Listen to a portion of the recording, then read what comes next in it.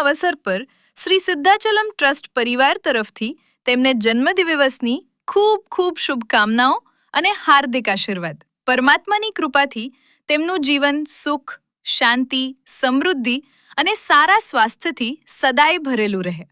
ખેયુર, તમને જન્મદિવસની ખૂબ ખૂબ શુભકામનાઓ. જો આ વિડીયો તમને પસંદ આવ્યો હોય તો જરૂરથી લાઈક કરો, શેર કરો અને તમારા પરિવારજનો તથા મિત્રો સુધી પહોંચાડો.